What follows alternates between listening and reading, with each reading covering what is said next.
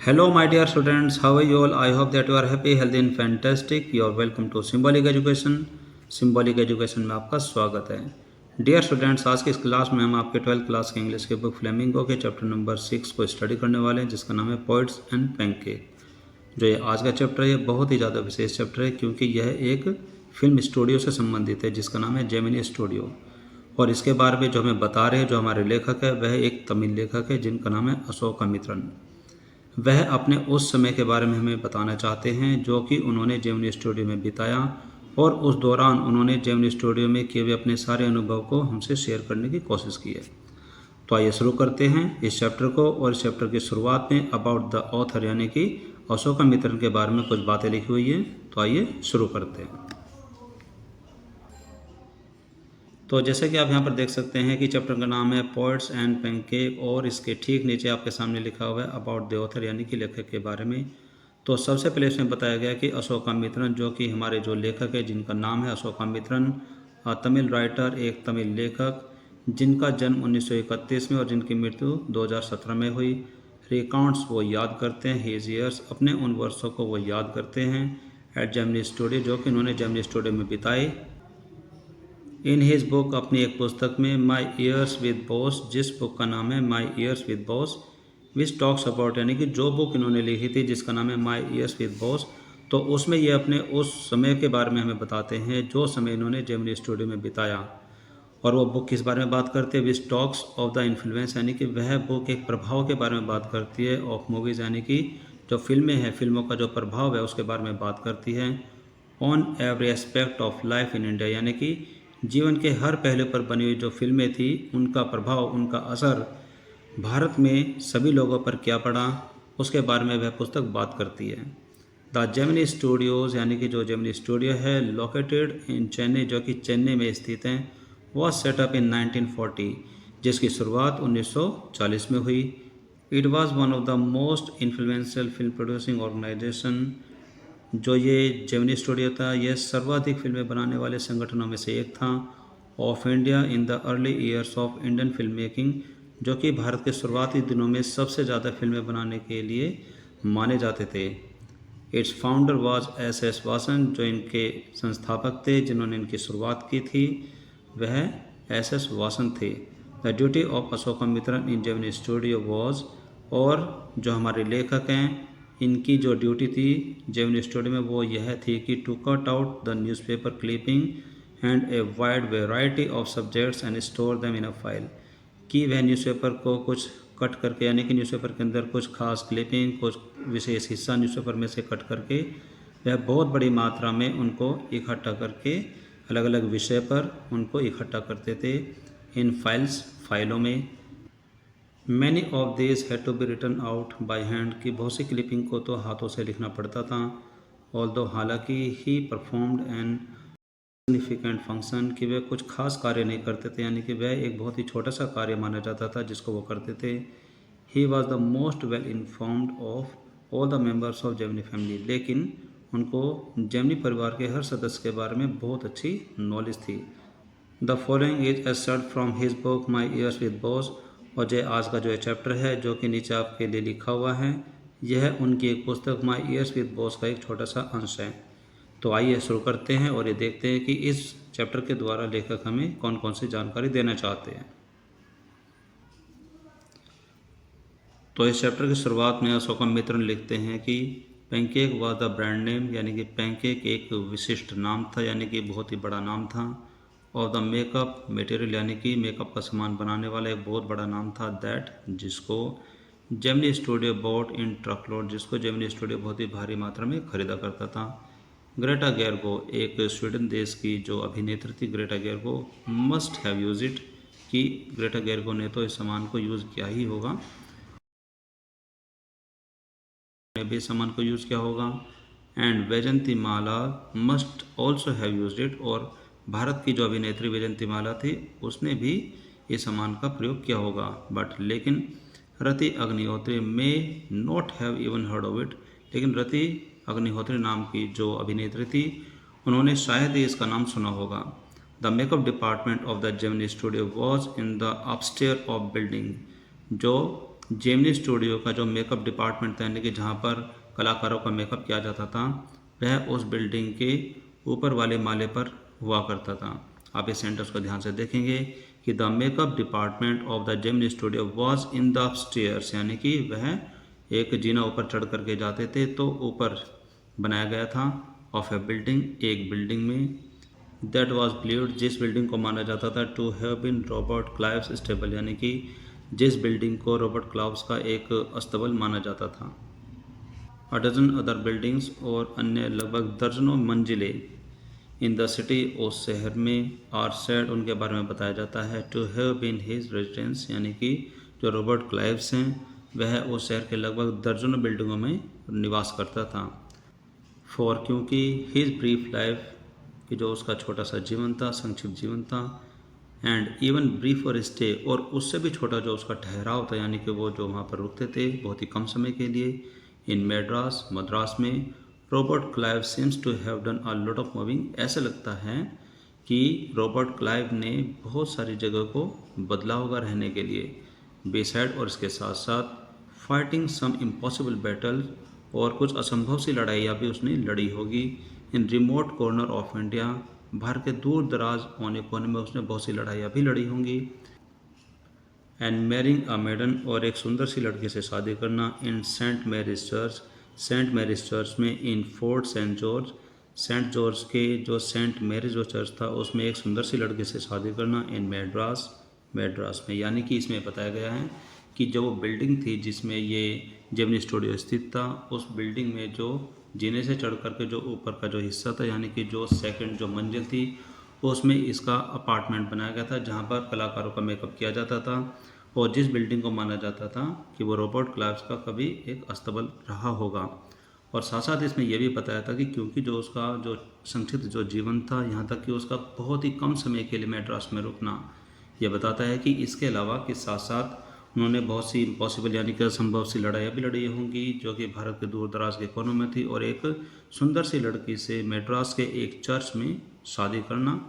और इसके बाद जो हमारे लेखक वो बताते हैं कि the makeup room had a look of a hair cutting saloon, जो कलाकारों का मेकअप रूम था जहाँ पर कलाकारों का मेकअप किया जाता था, वह बिल्कुल एक बाल काटने वाली दुकान के जैसा लगता था, उसका लुक ऐसा ही था, विद लाइट्स, जिसमें बहुत सारी लाइटें थी, एट ऑल एंगल, यानी कि हर कोण से, हर एंगल से वहाँ पर लाइटें सजाई गई थी, around half dozen large mirror, और लगभग आधा दर्जन बड़े बड़े वहाँ पर शीशे थे, दर्पण थे, देवर ऑल इंडेसेंट्स लाइट, और वे जो लाइट्स थी वो बहुत ही तेज़ प्रकाश की लाइट थी, सो इसलिए यू कैन इमेजिन, इसलिए आप अंदाज़ा लगा ही सकते हैं, द फेरी मिजरी, यानी कि जो होने वाली जो तकलीफ़ें थी, ऑफ दो सब्जेक्टेड टू मेकअप, यानी कि जो जिन लोगों को वहाँ पर मेकअप किया जाता था उनको होने वाली तकलीफ़ का जो अंदाज़ा आप आसानी से लगा सकते हैं। The makeup department was first headed by Bengali, सबसे पहले उस मेकअप डिपार्टमेंट की देख रेख एक बंगाली के द्वारा की जाती थी, who became too big for a studio, जो कि उस मेकअप स्टूडियो से कहीं ज़्यादा बड़ा हो गया था, एंड लेफ्ट, और वहाँ से वो चला गया, यानी कि उसको लगता था कि अब उस मेकअप रूम में काम करना उसके लिए एक छोटी सी बात है, इसलिए वो उससे काफ़ी बड़ा बन गया था और वहाँ से वो चला गया। आगे इसमें लिखा है कि ही वॉज सक्सीडेड, और उसके बाद एक अन्य व्यक्ति आया जो कि उसके कार्यभार को संभालने के लिए तैयार था, बाय आ महाराष्ट्रियन, यानी कि महाराष्ट्र का रहने वाला एक व्यक्ति आया उसकी जगह पर, जो बंगालियों से वहाँ पर काम छोड़कर चला गया था, तो उसकी जगह एक महाराष्ट्र का रहने वाला व्यक्ति आया, who was assisted by Dharwar Canadian, जिसकी सहायता करने के लिए वहाँ पर धरवार कनेडियन था जो कि महाराष्ट्रियन की सहायता करता था, and Andhra a Madras Indian, Christian and Anglo-Burmese and the usual local Tamils, और वहाँ पर उनके साथ साथ वहाँ पर आंध्रा के लोग थे, मद्रास के लोग थे, क्रिश्चियन भी थे, एंड एंग्लो बर्मेसीज भी थे, and the usual local Tamils, और वहाँ पर आमतौर पर स्थानीय तमिल व्यक्ति भी थे। ऑल दिस शोज, यह सब यह प्रतीत करता है दैट कि there was a great deal of national integrations, कि वहाँ पर बहुत बड़ी मात्रा में राष्ट्रीय अखंडता यानी कि राष्ट्रीय तालमेल पाया जाता था, यानी कि एक ही जगह पर अलग अलग जगह के जो लोग हैं वो मिलकर के काम करते थे, तो इससे पता चलता है कि वहाँ पर बहुत बड़ी मात्रा में राष्ट्रीय एकता नज़र आती थी। Long before AIR and Doordarshan, यानी कि AIR और दूरदर्शन की शुरुआत से भी पहले वहाँ पर राष्ट्रीय अखंडता नज़र आती थी। Began broadcasting programmes on national integration, यानी कि इसमें ये बताया गया कि AIR यानी कि all India radio and Doordarshan जब इनकी शुरुआत हुई थी और ये भारतीय अखंडता के बारे में जो प्रोग्राम को दिखाया करते थे, प्रसारित किया करते थे, उससे बहुत समय पहले ही सन 1940 में जब इस जेमिनी स्टूडियो की शुरुआत हुई थी तो वहाँ पर बहुत से लोग मिलकर के काम करते थे और वहाँ पर एक भारतीय अखंडता यानी कि भारतीय तालमेल और एकता का बहुत बड़ा उदाहरण उस जेमिनी स्टूडियो में मिलता था कि वहाँ पर अलग अलग जगह के जो लोग मिलकर के काम करते थे। आगे इसमें बताया गया है कि this gang of nationally makeup man, और जो वहाँ पर जो मेकअप करने वाले जो एक रूपता वहाँ पर जो दिखाते थे, उन सारे व्यक्ति की जो टोली थी, could turn any decent looking person, किसी भी भोले भाले दिखने वाले किसी भी व्यक्ति को वो बदल सकते थे किस चीज़ में, into a hideous crimson hued monster, जो कि बहुत ही भद्दे भयावह एक राक्षस के रूप में बदल सकते थे, यानी कि उनके मेकअप करने में वह एक कला थी। With the help of truck loads of pancake, और ये सारा जो कार्य है वह जो पैनकेक कंपनी का बहुत ही भारी मात्रा में सामान लिया करते थे उन सब की सहायता से क्या करते थे, और साथ साथ and a number of other locally made potion and lotion, और यहाँ पर स्थानीय रूप से जो बनाए गए जो क्रीम थी, यहाँ पर जो पोषण है वो क्रीम है एंड द लोशन और जो द्रव है उन सारी चीज़ों का प्रयोग करके वह एक डिसेंट लुकिंग पर्सन को, यानी कि एक सुंदर भले भाले व्यक्ति को जो दिखता था उसको एक राक्षस के रूप में बदल दिया करते थे अपने उस मेकअप से। आगे इसमें लिखा है कि those were the days of mainly indoor shooting, यानी कि वे वो दिन थे जब फिल्म की जो शूटिंग थी वो स्टूडियो के अंदर ही होती थी and only 5% of the film was shot outside, और फिल्म का सिर्फ 5% हिस्सा ही बाहर शूट किया जाता था। आई सपोज, मेरा अनुमान है कि the sets and the studio lights, की जो सेट था यानी कि जहाँ पर शूटिंग होती थी और जो स्टूडियो की जो लाइट थी, needed the girls and boys to be made to look ugly, कि वहाँ के सेट को और जो उसकी लाइट थी उसको बॉयज़ और गर्ल्स यानी कि लड़के लड़कियों को भद्दा बनाने की आवश्यकता थी इन ऑर्डर टू, ताकि look presentable in the movie, ताकि वो उस मूवी में आकर्षक यानी कि प्रेजेंटेबल नज़र आए। A strict hierarchy was maintained in the makeup department, कि मेकअप डिपार्टमेंट में एक विशेष प्रकार का पदानुक्रम अपनाया जाता था, यानी कि एक सिस्टम अपनाया जाता था जिसमें the chief makeup man made the chief actor and actress अगली, कि जो उसमें मुख्य मेकअप मैन होता था वह मुख्य कलाकारों को, यानी कि जिसमें एक्टर और जो एक्ट्रेस होते थे यानी कि जो अभिनेता और अभिनेत्री होता था वो उनको भद्दा बनाया करता था, यानी कि उनका बहुत ही ख़राब मेकअप किया करता था। And is senior assistant the second hero, और जो उनका मुख्य सहायक होता था वह दूसरे नंबर के हीरो और हीरोइन को भद्दा रंग दे दिया करता था। द जूनियर असिस्टेंट, और जो उनका उससे जूनियर जो असिस्टेंट होता था, द मेन कॉमेडियन, उस फिल्म के जो हास्य कलाकार था उसको भद्दा रंग दिया करता था, यानी उसका भद्दा मेकअप किया करता था एंड सो फोर्थ, और इसी तरीके से बाकी जो कलाकार हैं उनके लिए यही क्रम चलता रहता। यानी कि इसमें ये बताया गया कि उन दिनों जो फिल्म की जो शूटिंग है वो स्टूडियो के अंदर ही होती थी और वहाँ की जो लाइट है और जो उनका जो सेट है उसके लिए जो लड़के लड़कियाँ एक्टर जो कलाकार अभिनेता अभिनेत्री थी उनको एक भद्दे तरीके से उनका मेकअप किया जाता था, यानी उनको बदसूरत बना दिया जाता था जिससे कि वह उन लाइट में उस सेट पर बहुत ही अच्छे नज़र आएँ। और इसमें एक सिस्टम अपनाया जाता था जिसको हम इसमें हायरार्की बोलते हैं, जिसमें एक पद अनुक्रम है कि सबसे बड़ा जो मेकअप आर्टिस्ट है वो सबसे बड़े हीरो हीरोइन का मेकअप करेगा और जो उससे नीचे है वो उसके दूसरे नंबर के कलाकारों का मेकअप करेगा। इसी तरीके से ये क्रम दूर तक चलता रहता था। आगे इसमें आपको बताया गया है कि the players who played the crowd, और वे कलाकार जो कि भीड़ का रोल करते थे, were the responsibility of the office boy, कि वहाँ के ऑफिस बॉय की जिम्मेदारी हुआ करती थी। इवन यहाँ तक कि the makeup department of the Gemini studio had an office boy, यहाँ तक कि जेमिनी स्टूडियो का जो मेकअप डिपार्टमेंट था उसमें भी एक ऑफिस बॉय था। ऑन द डेज, और उन दिनों when there was a crowd shooting, उन दिनों जब भीड़ की शूटिंग हुआ करती थी, you could see him mixing his paint in a joint vessel, कि आप उसको बड़े आसानी से देख सकते थे कि वो एक बहुत बड़े बर्तन में रंगों को घोला करता था एंड और slapping it on the crowd player, और उसके बाद इस रंग को भीड़ का रोल अदा करने वाले जो कलाकार थे उन पर लगाया जाता था। The idea was to close every pore, और इसका यह एक आइडिया दिमाग में रखा जाता था कि त्वचा का एक एक रोम यानी कि एक एक छिद्र को पूरा कवर यानी कि उसको बंद कर दिया जाना। On the surface of the face, चेहरे पर जितने भी छिद्र हुआ करते थे उनको भी पूरा अच्छे तरीके से बंद करना उस मेकअप का मुख्य उद्देश्य हुआ करता था। In the process of applying makeup, कि जब मेकअप किया जाता था उस प्रोसेस के दौरान यही ध्यान रखा जाता था कि त्वचा का हर एक छिद्र बंद कर दिया जाए। He was exactly not a boy, वास्तव में वह एक लड़का नहीं था। He was in his early 40s, वह लगभग 35-40 वर्ष का एक व्यक्ति था। Having entered in studio years ago, और वो बहुत वर्षों पहले उस स्टूडियो में एंट्री ले चुका था। In the hope of coming a star actor, एक मुख्य कलाकार बनने की आशा को लेकर के, और या फिर आ टॉप स्क्रीन राइटर, डायरेक्टर और लिरिक राइटर,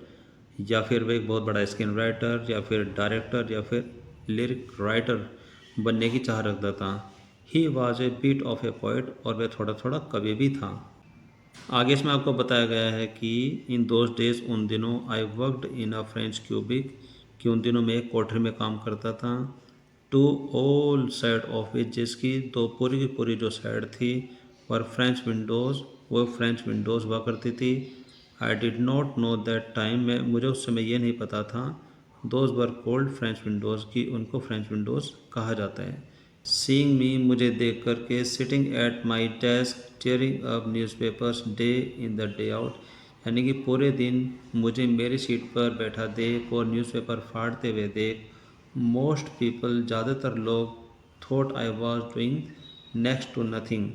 कि मैं आगे कुछ भी नहीं कर रहा हूँ। ज़्यादातर लोग मुझे ऐसा सोचते थे।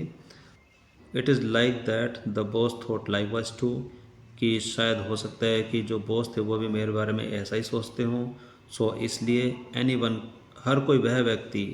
Who felt I should be given some occupation, कि जिसको यह लगता था कि मुझे कुछ अच्छा कार्य दिया जाए, would barge into my cubicle, मेरी कोठरी में आ जाता, and deliver an extended lecture, और एक ज़ोरदार लंबा चौड़ा भाषण देकर चला जाता। The boy in the makeup department, जो मेकअप विभाग का जो लड़का था, है डिसाइडेड, वह यह निर्णय ले चुका था। आई शुड बी एनलाइटेंड ऑन, कि मुझे इस बात का एहसास दिलाया जाए, यानी कि मुझे इस बात की जानकारी दिलाई जाए, how great literary talent was being allowed to go waste in a department, कि किस तरीके से एक महान साहित्यिक जो प्रतिभा है उसको बेकार कर देने का आदेश दिया जा रहा है, यानी कि उसको बेकार किया जा रहा है उस डिपार्टमेंट में। Fit only for barbers and perverts, जो कि वहाँ के नाई और छोटे मोटे काम करने वालों के लिए ही उपयुक्त था। सून, और जल्द ही, I was praying for crowd shooting all the time, और जल्द ही मैं हर बार भीड़ की शूटिंग होने की प्रार्थना कर रहा था। नथिंग शॉर्ट ऑफ इट, और नहीं तो it could save me from his epic, नहीं तो मुझे उसके काव्य से कोई भी नहीं बचा सकता था, यानी कि मैं उसके काव्य से, जिस तरीके से वह मेरे सामने एक लंबा चौड़ा भाषण दिया करता था और मुझे वो एहसास दिला रहा था कि किस तरीके से एक साहित्यिक प्रतिभा वहाँ पर बैठे बैठे बेकार हो रही है, तो मैं हमेशा भीड़ की शूटिंग की प्रार्थना करता रहता था ताकि मैं उसके उस भाषण से बच सकूँ। आगे इसमें जो सेंटेंस लिखा हुआ है कि nothing short of it could save me from his epics, यानी कि उसके जो भाषण थे, उसके जो काव्य थे, उससे मैं बचना चाहता था, और अगर मेरी शूटिंग की प्रार्थना पूरी नहीं होती तो मुझे उसके भाषण से कोई भी नहीं बचा सकता था।